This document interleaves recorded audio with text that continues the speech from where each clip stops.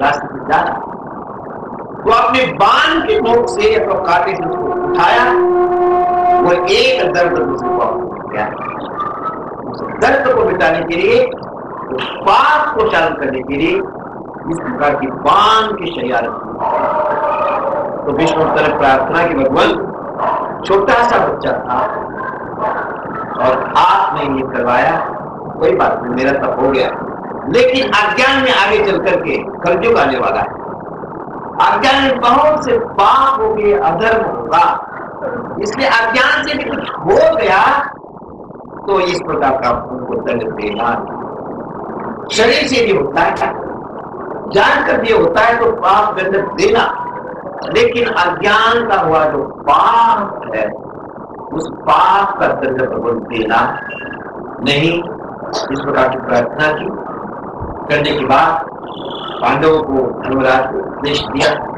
आखिरी परमात्मा से प्रार्थना की भगवान अब थोड़े से समाप्त होते, थोड़ा समय रहा है, अब आखिरी यहाँ से जाना नहीं, यही खड़े भगवान खड़े रहे। उनका ध्यान करते करते करते प्राण उत्क्रमण नहीं हुए। साधारण व्यक्ति की जो प्राण है शरीर के अंदर, ये शरीर 3 प्रकार के हैं। एक स्थूल शरीर, उसके अंदर सूक्ष्म शरीर और उसके अंदर कारण शरीर, 3 प्रकार के हैं। तो स्थूल शरीर जो ये है, जब तक अपना मेरा प्राण इस शरीर के साथ में है तब तक ये मेरे साथ में है। जिस समय प्राण छूट जाता है उसका संबंध मेरा छूट जाता है। जिसको कोई जला देगा, कोई गड़ा देगा, कोई पानी में डाल। लेकिन अंदर जो सूक्ष्म शरीर है पंच महाभूतों का, वो जब तक अपना कर्म का प्रारब्ध है घूमता रहेगा। तो वो आता है और जाता है। लेकिन जिसको ज्ञान हो गया, ज्ञानाति दग्ध कर्मा, जिसको परमात्मा का साक्षात्कार हो गया, भगवान का दर्शन हो गया, उसका सुख में आता जाता नहीं, वही लीन हो जाता है और भीष्म पितामह के प्राण उत्क्रमण नहीं हुए। पंचमहाभूत 5 भूतों के अंदर लीन हो गया। सूक्ष्म शरीर वह भी अपना अपना लीन हो गया और जो आत्मा है आकाश के जैसा व्यापक है, दोनों एक है। परमात्मा में और जीवात्मा में किसी प्रकार अंतर तो नहीं है। इसका घटाकार, पटाकार, घटाकार, महाआकाश, ये आकाश के नाम अलग अलग है, वस्तुतः आकाश एक है। जिस प्रकार ये दीवारों की उपाधि आई तो वह जो महाआकाश है उससे ये आकाश अलग हो गया, ऐसा प्रतीत होता है, लेकिन अलग है नहीं। जिस समय दीवार रूपी उपाधि हट जाती है, ना आकाश आता है ना आकाश जाता है, और वह एक है।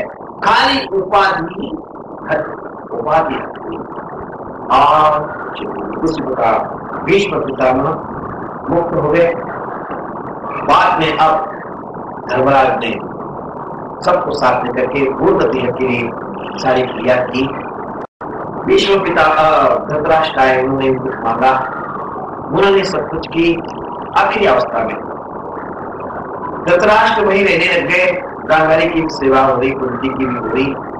विदुर जी आए और विदुर के आने के बाद धृतराष्ट्र को समझाते कि धृतराष्ट्र, जिंदगी भर आपने पांडवों की सेवा नहीं की, परेशान किया, जंगलों में वो दर दर भटके। आखिर उन्होंने इतना ही तो कहा था, केवल 5 गांव को, वो भी आप लोगों की तरफ से हुआ नहीं। आखिर सारे 100 पुत्र तुम्हारे कट के मर गए। और इस अवस्था में पांडवों का फेंका हुआ टुकड़ा वो खाकर आप जिंदगी बसर करते हैं, जिसकी हीनता ज्यादा क्या हो। जब उन्होंने फटकारा है उसके बाद में चलो हरिद्वार, जब वो हरिद्वार चल पड़े, गांधारी, धृतराष्ट्र, विदुर, कुंती भी उनके साथ साथ धर्मराज जी मनाने की कोशिश की, नहीं माने। हरिद्वार में आनंद काल में गंगा किनारे पर आए, वहां तपस्या करने लगे, रहते विश्व धृतराष्ट्र धर्मराज आते हैं। आखिर एक दिन दावाग्नि जंगल का अग्नि लगा, उसी के अंदर सारे समान धर्मराज राजगद्दी पर है, अर्जुन को मन नहीं लगता। एक दिन पूछा कि भगवान मैं जाऊं मिलने के लिए, गए, सब कुछ हुआ, सारा का सारा ठीक हुआ। अब भगवान कृष्ण, उनका मूल अवतार किस लिए? भगवान कृष्ण। यदा यदा ये धर्मस ग्लानिर्भवति भारत, जितने भी दुष्ट दुनिया के अंदर हो जाते हैं, दूसरे को परेशान करते हैं, उस समय भगवान अवतार लेता है, उनका संहार करते हैं। वो सारे दुनिया के अंदर जितने भी राक्षस थे, वो राजाओं के रूप में आकर के सारी दुनिया को त्रस्त करते। केवल भारत का युद्ध नहीं था, वर्ल्ड वार सारी दुनिया के लोग आए थे। वहां महाभारत में आप देखेंगे, कंबोज, जो सिंगापुर, बैंकॉक वगैरह, ये सारे कंबोज कहते हैं, कंबोडिया, वहां के लोग भी आए, इंग्लैंड अमेरिका के भी आए। महाभारत के अंदर लिखा है विरालाक्ष उनका, कि जिनकी बिल्ली की जैसी आंख है, ऐसे राजा भी वहां आए। तो सारे देश के जितने दुष्ट राजाओं के रूप में इकट्ठे हुए थे, सारी अपनी ही संस्कृति, जितने भी संप्रदाय हैं, जितनी भी धारणाएं हैं, जितने भी उपासना है, सारी की सारी भारतीय ही संस्कृति है। लेकिन प्रचार के अभाव में हम अलग अलग दिखते हैं, और जो अपने भाई हैं आज एकदम अहीन कुल जैसे अलग अलग दिखते हैं, लेकिन है हम एक। उस संप्रदाय के बारे में थोड़ा सा बता देता हूँ, यहाँ संबंध नहीं है लेकिन बताना जरूरी है। क्यों? मक्केश्वर महादेव है, उसको मक्का मान बैठे, वह वस्तुता भगवान सदाशिव शंकर बैठे, और जहां भी शिवलिंग होता है वहां तालाब होगा, नदी होगा, कुछ होगा, वहां भी पाताल गंगा है, बाण निकुंज के रूप में। वहां प्राकृतिक जल भगवान के ऊपर आता है, वह जल भगवान को स्नान करके जब बाहर आता है, तो जितने भी हज करने के अपने भाई जाते हैं, उसी का चरणाम लेते हैं। तो उस चरणामन का नाम क्या है? वहां अबे जम जम, अरबी में क्या बोलते हैं उसको? अबे जम जम, जो पवित्र जल है, सारे अमृत संसार सबको पवित्र कर देता है, सबको ज्ञान देता है, उसको कहते अबे जम जम। वह भगवान शंकर का चरणाम होता है। और दूसरा, कई व्रत त्योहार है, वह भी अपने हैं। तो बकरीद एक त्योहार है, सबसे बड़ा है। अच्छा, बकरीद क्या है? ये संस्कृत का, पुराणों का त्योहार है। अपने रेखाएं करके रखी बोर्ड को समझने के लिए, विश्व इत्यादि, उसमें वक्र रेखाएं हैं। तो जिस दिन वक्र रेखा के ऊपर हिंदू आता है, हिंदू मतलब चंद्रमास, उस दिन चंद्रवंशी लोग सारे के सारे पूजा करते हैं। तो वक्र हिंदू शब्द है, क्या नाम है? वक्र हिंदू। तो उस वक्र हिंदू को करते करते बकरीद हो गया, बिगड़ गया, बकरीद हो गया। और सारे व्रत त्योहार सारे एक है, लेकिन रात के दिन अलग अलग कर दिया। छोटे छोटे संप्रदाय अलग अलग हो गए, भगवान अलग अलग हो गए, और इससे सारा का सारा दुख आ गया। वो स्थिति आज से 5000 साल पहले हुई थी। तो उसको ठीक करने के लिए भगवान ने कहा है कि सारे राजा महाराजाओं को महाभारत का निमित्त बना करके सबको हमने इकट्ठा किया, और इकट्ठा करने के बाद सारे के सारे वहां समाप्त हुए, सबका उद्धार हुआ। उद्धार होने के बाद अब जिस कुल के अंदर भगवान पैदा हुए थे, वो कौन सा कुल है? यादव। उस कुल के अंदर कितने लोग थे? 56 करोड़ 56 करोड़ लोग उसमें थे। और तो बड़े का आश्रय लेने के बाद जो छोटे होते हैं वो भी किसी का कुछ मांगते नहीं, आपस में बहुत झगड़े होते हैं, देवियों में झगड़े, भाइयों में झगड़े। एक तरफ उद्धव है, कृतवर्मा है, एक तरफ बलदाऊ है, सारा का सारा ग्रह के अंदर कलह, कोई किसी का मानता नहीं। जहां जब एकता समाप्त हो जाती है तब उस घर को कोई भी समझा सकता नहीं, अनुभव को बांध सकता नहीं, नाश निश्चित आता है। उसी प्रकार सारा का सारा गड़बड़ हो गया। भगवान कृष्ण चिंता में बैठे, नारद आए, आने के बाद पूछते भगवान आप और चिंता दोनों कैसा होगा? तब कहते हैं कि क्या करूं, सारी दुनिया को समझा सकता हूं, मैंने ड्यूटी भी निभाई, जो दूसरे को सताए कष्ट देता है, महाभारत के निमित्त बना करके उनको सबको मैंने ठीक किया। लेकिन अब जब जाने का मेरा समय है और जिस कुल के अंदर मैं जन्मा हूं वही यादव सारे के सारे राक्षस हो गए हैं, फिर सारी पृथ्वी मेरी राक्षस मैं बन गई, मेरा अवतार लेना बेकार हो गया। इसी चिंता में पड़ा भगवान उसको ठीक कर दो। कहते क्या बताऊं, जिस घर के अंदर जिस राज्य में अच्छे अच्छे महात्मा है, महापुरुष है, किसी जाति का हो, किसी संप्रदाय का महात्मा महात्मा ही होता है, और सारी दुनिया के जितने भी महात्मा है सब एक है। अपने यहाँ कल परसों आपको बताया होगा मैंने, द्वादश दर्शन है, 6 आस्तिक है और 6 नास्तिक है। लेकिन तंत्र शास्त्र के अंदर साल में एक दिन आता है, उसमें सारे शास्त्रों का पूजन किया जाता है।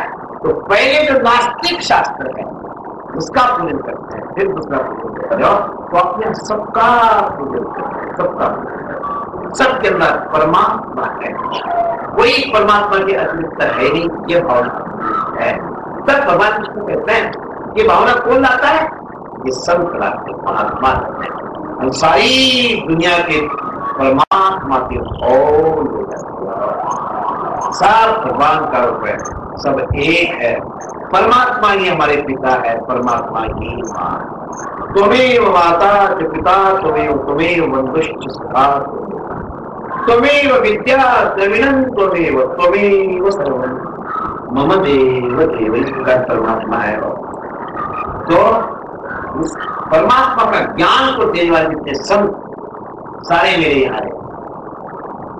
आसितो देवलो व्यास कर्म वशिष्ठ व्यास आदि सारे के सारे ऋषि भगवान के पास ही है।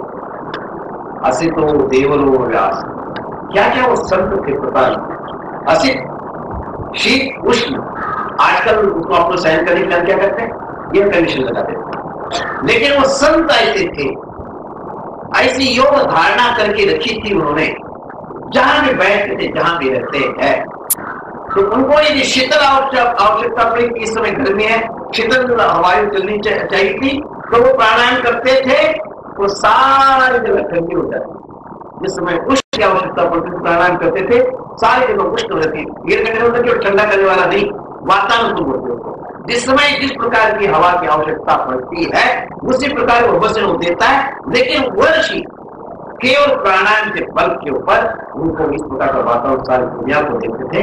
इसलिए उनका नाम है असित, देवल, व्यास। सबका चरित्र बताएंगे तो टाइम मर से नहीं, छोड़ो। तो कहते ये बड़े बड़े ऋषि जिसका एक का भी दर्शन होता नहीं आया व्यास द्वारा, वो सारे ऋषि मुनि यहाँ रहते हैं, इसलिए इनका नाश होगा नहीं। उनका चरित्र ऐसा है, उनका बल ऐसा है, उनका पुण्य ऐसा है, उनकी शक्ति के द्वारा घर में एक कोई महान होता है। बाकी दुष्ट भी हो, कैसे भी हो, लेकिन उनके पुण्य के द्वारा घर का कुछ भी कारोबार बाका होता नहीं, वो सब कुछ समान होता है। उसी प्रकार ये ऋषि मुनि यद्यपि ये सारे दुष्ट हो गए, लेकिन इन महात्माओं के कारण उनका नाश होगा। एक महापुरुष जहां भी बैठ जाते हैं, तो सात कोई ना है उसका, उतने वातावरण के अंदर कभी भी अमंगल होता ही। इसलिए ये सारे दुनिया के ऋषि मुनि यहाँ बैठे हैं, इनका नाश कैसा होगा नारद का निकल मैं आपको बता करता हूँ। नारद जी सारे ऋषि मुनि बैठे हैं, ऋषि मुनि क्या करेंगे, दूसरा चिंतन तो नहीं करेंगे, वो तो इतना एक ही करते, ब्रह्म सत्यम जगन मिथ्या जीव ब्रह्मैव नापराः, परमात्मा ही सत्य है, सारा संसार मिथ्या है, परमात्मा से ही सारा संसार चल रहा है। शिव केवल शिव का वो चिंतन करते हैं, दूसरा चिंतन नीचे करते ही नारद थे, नमस्कार हुआ। सारे ऋषियों को उन्होंने कहा कि ऋषियों महापुरुषों, आप सारे के सारे भगवान के पास रहते सब है, लेकिन आप भगवान के रूप है, सारे संसार को भगवान को आप ही खिलाते हैं। आप यदि अकेले यहाँ रहेंगे तो दुनिया का क्या होगा, जरब जरब पड़े होगा, संत न होते जग में तुम मरता जल मरता। भगवान आपको विचरण कर, एक दिन आपको मैंने बताया था ना कि पानी बहता था और संत रमता, पानी रुक जाएगा, कीड़े पड़ जाएंगे, बदबू आएगी, काम के लायक नहीं है। इसमें पानी जब तक बहेगा तब गंदा बनता, संत रुक गया तो नहीं मतलब क्या क्या होता, लेकिन वो रमण करेगा, ज्ञान देगा, सारी संसार को शांति देगा। और इसलिए भगवान चलो थोड़ा भ्रमण करो, ज्ञान का प्रचार करो, सारी दुनिया को शांति मिलेगी। पट्टी पढ़ाई सारे संत चल पड़े, संत जहां जहां जाते कैसा भी दुष्ट हो, कैसा भी राजसी हो, उसका उद्धार करते हो। एक कथा यहाँ कहे नहीं, लेकिन आज बता देता हूं। इंद्र जी मन में एक करके आया कि मैं ऐसी बढ़िया बिल्डिंग बनाऊं, कहीं भी ऐसी नहीं होनी चाहिए। तो देवताओं का इंजीनियर आर्टिस्ट कौन है, विश्वकर्मा। और बुलाने के बाद कहा कि मैं ऐसा बनाना, ऐसा नक्शा बनाना, इतनी बढ़िया बिल्डिंग बनाना, कहीं भी नहीं होनी चाहिए। उसने बढ़िया नक्शा बनाया, बढ़िया बिल्डिंग बनाना शुरू किया। जब बिल्डिंग बनके तैयार हो गई, इंद्र देखने के लिए आया, कहते क्या है ऐसे इससे बढ़िया उस लोक में वहां है वहां है। वो बिल्डिंग बनाता गया, तोड़ता गया, बनाता गया, इंद्र तोड़ता गया। एक बात क्या यही जीवन है, ईटे सीमेंट लोहा चांदी इकट्ठा करो, बिल्डिंग बनाता जाओ, परमात्मा का चिंतन करने के लिए कभी टाइम मिलता नहीं, रात दिन वही वही। ये भी क्या जिंदगी, दुखी हो गए विश्वकर्मा। नारद जी आए, विश्वकर्मा जी क्या बात है, आप इतने दुखी कैसे कि भगवान यही थी, आप इंद्र के चक्कर से मुझे छुड़ाओ, चिंता नहीं। तो सीधे उन्हीं ऋषियों के पास में आए जो भगवान के पास में थे, उसमें से लोमश ऋषि। जब वो कहते भगवान चलो घूमने, वो स्वर्ग में ही ले गए। स्वर्ग जाने के बाद इंद्र ने उठ करके खड़े हुए स्वागत किया, सिंहासन पर बैठाया। बैठाने के बाद कहते बाबा जी कहाँ रहते हो, कहते क्या बताऊं, सारी भूमि हमारी, सब भूमि गोपाल सब। सन्यासी महात्मा को आप कहाँ के रहने वाले, कैसे हैं, क्या है, ये पूछना नहीं। जिस समय हम संन्यास देते हैं और जब गंगा में उनको खड़ा कर देते संन्यास और ऊपर हाथ उठा करके फिर प्रतिज्ञा, सारी प्रतिज्ञा को नहीं बता रहा हूं मैं, एक उसमें से प्रतिज्ञा है, संन्यास लेने के बाद पीछे देखता भी हूं, याद भी करता हूं, तो मैं सोरड़ी की विष्ठा, सन्यासी को पीछे का नाम रूप कौन था, कैसा था, कहां था, उसको याद करना भी सूर्य की विष्ठा खाने का पाप। ये हमारी दिव्य परंपरा है।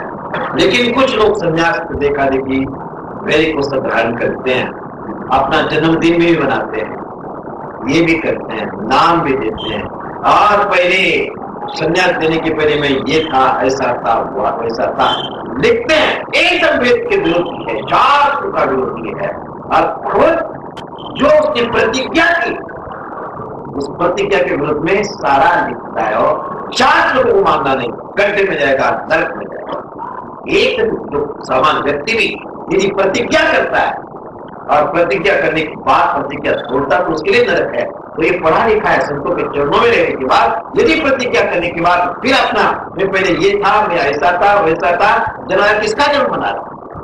जिसने जन्म लिया वो तो मर गया गुरु चरणों में, और फिर कहां से जिंदा हो गया? सारा शास्त्रों का कर्म किया जिसके सुख से ही।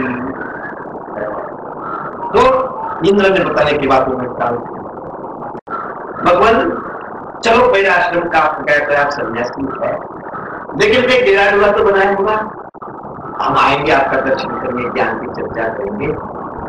तो कहता है कि इंद्र क्या बताऊं, मेरी आयु बहुत छोटी है, इस छोटी आयु में यदि आश्रम बनाऊंगा उसी में जिंदगी चली जाएगी, भगवान का स्मरण होगा नहीं, इसलिए भाई मैंने मठ मंदिर बनाने के चक्कर में पड़ा नहीं। कहते आपकी आयु कितनी था तो बताओ। कहते इंद्र क्या बताऊं, मेरे पिता बहुत हो जाते हैं, मेरे पिता है ब्रह्मा, जब पिता मरते तो मुंडन करना पड़ता है, तो उसी प्रकार मेरा ब्रह्मा मरता ही रहता है।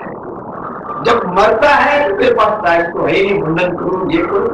तब एक पिता मर जाता है तो एक बार उसको पुकार फेंक सकता।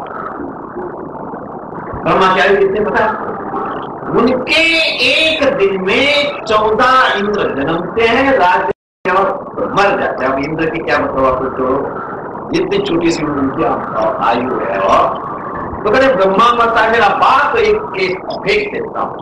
तो कितने ब्रह्मा मर गए हैं? तो वहां उनकी 1 रुपए के बलों का जगत थी ना, वहां पाल नहीं थे। कहते इतने ब्रह्मा मेरे मर गए, और पूरे शरीर में बाल ही बात है। इतने ब्रह्मा जब मर जाएंगे तब मेरी उम्र खत्म होगी। इंद्र को बात होगा, आयु राम राम। मेरी इतनी छोटी सी आयु में मैं महल बनाऊं, ये बनाऊं, वो बनाऊं, नीचे गिराऊं, इसको नीचे गिराऊं, उसको ऊपर उठाऊं, छोड़ दिया और परमात्मा का चिंतन करने लग गया। तो सारे संत महात्मा नारद ने इधर उधर जब किए करने के, जब संत चला गया, संत के पास रहने के हमेशा अभिलाषा रखना हो, संत के चरण पकड़ कभी भी दुर्गति नहीं होगी। संत ईश्वर से भी बड़ा है। ईश्वर ने सृष्टि बनाई तो सृष्टि में पाप भी है और पुण्य भी है। ईश्वर की सृष्टि के अंदर सुख भी है और दुख भी है। ईश्वर की सृष्टि में मरना भी है और जीना भी है। लेकिन संत के दृष्टि के अंदर सुख है, दुख नहीं। संत के सृष्टि के अंदर पुण्य है, पाप नहीं। संत के सृष्टि के अंदर जन्म है, मरण नहीं। आनंद ही आनंद है। और इस जीवात्मा को आनंद के साम्राज्य में स्थापित कर देता है, अपना रूप दे देता है। और इससे बढ़िया चीज क्या हो सकती है? लेकिन भगवान ने उनसे भी छुड़ा दिया। और इससे भगवान का भजन करेंगे तो संत को आपके पास रखेंगे, खुद संत बन करके रहेंगे, जीवन सुधारेंगे। और सारे संत जब चल पड़े तो सारे वाक्य के अंदर कल ही, इसलिए वादो नाम लंबिया, कभी भी वाद में पढ़ना नहीं। वो ऐसा है, वो वैसा है, उसके पास ये है, मेरे पास ये है, उसके पास इतनी साड़ियां है, मेरे पास इतनी साड़ियां है, उसको ये है, वो है। अरे अरे अरे अरे, कभी भी शक्ल करना चाहिए, ये हमारा नहीं। केवल जीवन बिताने के लिए उसकी जरूरत है, यदि वह भी नहीं तो उसकी भी जरूरत नहीं हो। एकांते समास्थिता, एकांत में बैठ कर केवल परमात्मा का, दूसरा कुछ भी नहीं करना, एक भी साथ में नहीं। साधारण चीज आप देख लें, अंत प्रयाण का बहुत बुद्धि, आप खाए हैं, पिए हैं, बेडरूम में गए, एयर कंडीशन भी है, परफ्यूम भी डाला है, कमरा बहुत अच्छा है, लेट गए। लेटने के बाद थोड़ा सा भी गृहस्थी का, दुनियादारी का विचार देखा भी आपके दिमाग के अंदर है, नींद आती और सारा का सारा सब्जी मंडी अंदर हो तो गोलियों का सहारा लेते, लेकिन मैंने 4-4, 5-5, 8-8 गोली खाने वाले देखे हैं। सारी गोलियां बचा जाते, मुंह आउटी नहीं।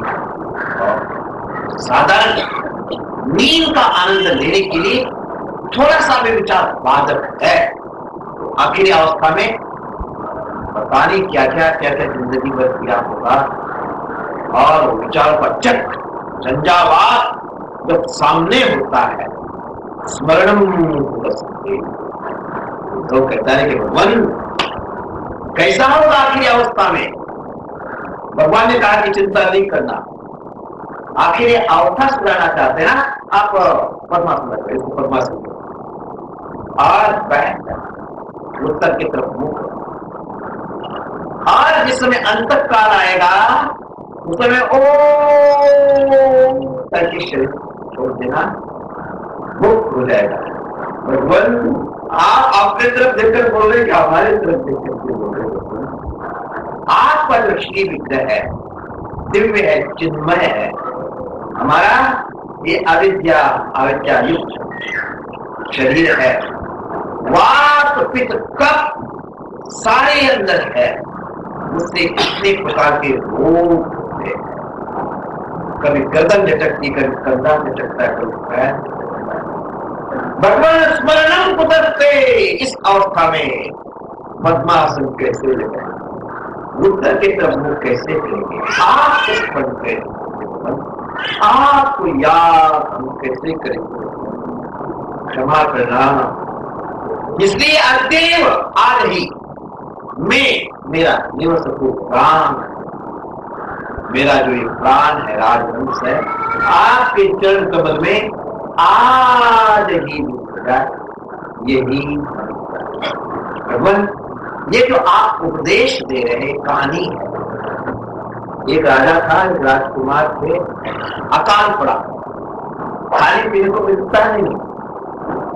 राजा जी कहीं गए थे, सारे लोग राजकुमार के पास में आए, कहते राजकुमार खाने पीने को मिल रहे नहीं, दुखी है। कहते क्या मिलता है? चावल है, गेहूं है, बाजरी है, कुछ नहीं मिलता है। कहते नहीं मिलता है तो एक काम करो, कोई अच्छा काम करेगा। कहते घी शक्कर खाओ, कहते आनंद उठाओ। राजकुमार यदि घी शक्कर पानी के आपके पास कैसे आता है, जिसको बाजरी नहीं, उसको घी शक्कर कैसे? उस भगवान आप जो उपदेश दे रहे हैं कि प्रणव का उच्चारण करो मुक्त हो जाओगे, यहाँ नहीं होता है, क्षमा करना। अंत काल बड़ा कठिन जाता है, और इस दुनिया के चक्कर में कभी नहीं पड़ना, कभी नहीं पड़ना, केवल नारायण का स्मरण करना, भगवान से यही प्रार्थना करना। भगवान ये प्रारब्ध है, इस दुनिया में आपने भेजा है, इसको हमको सशक्त बनाना, इस दुनिया के आघात प्रत्याघात हम सहन करते सके, जहां जहां हमारी दृष्टि जाए वहां वहां आप ही दिखे, ये बहुत पुण्य से मिलता है। भगवान उनके है, आगे पीछे रहते हैं, लेकिन खाना पीना बिगड़ा, कोई भी उनको उपदेश नहीं संभाल नहीं सकता है। भगवान का उपदेश देना भी बेकार है, संत समाज है, कोई मानता नहीं। शराब पीने लगे, इधर की उधर की चीजें खाने लगे, झगड़ा करने लगे, भगवान के निकट के जो थे, नाम नहीं ले रहा हूं, ये हमारी श्रद्धा है ना, वो भी खाने पीने लगे, और भगवान दुखी हो, कोई नहीं सकता है। इसलिए बुढ़ापा के पहले समझ जाओ, जो भी अपना बोझ है